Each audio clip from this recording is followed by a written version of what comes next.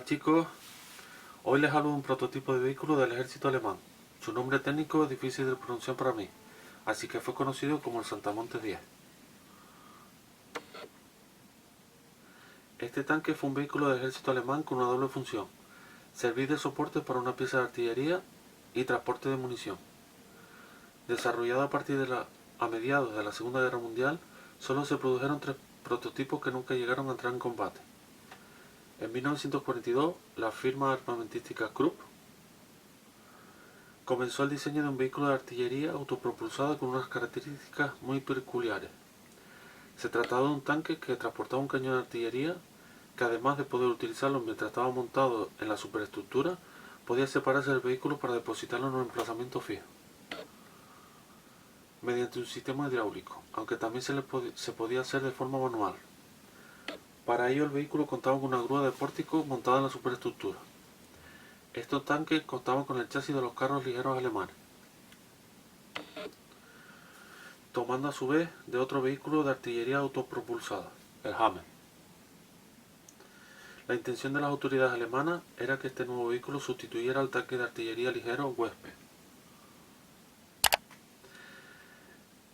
A partir de mayo de 1944. Por ello, en 1943, Krupp fabricó 3 prototipos para someterlos a diversas pruebas. Su desarrollo no se completó hasta el año siguiente y nunca llegó a fabricarse en serie debido a la precaria situación de Alemania en esas alturas de la guerra. En una versión mejorada, la torreta podía rotar libremente. En cambio, la primera versión era fija. El vehículo llevaba una base con ruedas que transportaba la superestructura y en la que descansaba la torreta cuando se separaba de la barcaza. La base permitía moverla una vez en tierra y así colocarla en cualquier emplazamiento previamente preparado, como una base de hormigón protegida por sacos de terreno. De esta manera se convertía en una fortificación artillada. En estos casos, el vehículo hacía veces de transporte de munición o de recuperación. En cuanto al armamento, contaban con un cañón de 105 mm.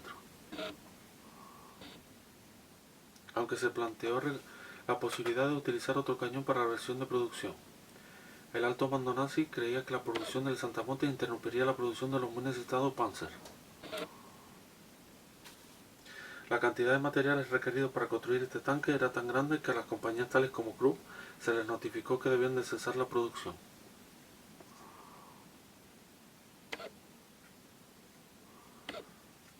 La torreta contaba con planos inclinadas para optimizar su capacidad balística. El blindaje del vehículo oscilaba entre 15 y 30 milímetros de grosor. La torreta podía separarse del vehículo de modo que ésta podía depositarse en un emplazamiento fijo en tierra mediante una grúa de pórtico montada en la superestructura del carro. El tren de rodaje estaba compuesto en cada lado por una rueda motriz delantera y una rueda tensora trasera, 4 rodillas de retorno y 8 ruedas en marcha. La suspensión que realizaba era mediante ballesta. El chasis era una versión modificada del Hammer, que a su vez estaba basado en otro carro de combate que fue el Panzer IV. La tripulación estaba formada por 5 personas: el comandante, el conductor y 3 servidores de la pieza de artillería.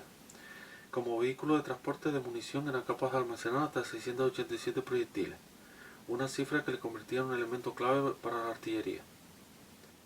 Tenía un motor Maybach de 12 cilindros y 285 caballos de potencia.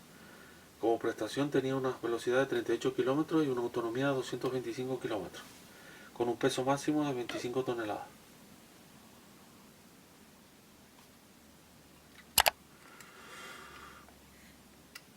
Así que bueno, espero que les haya gustado.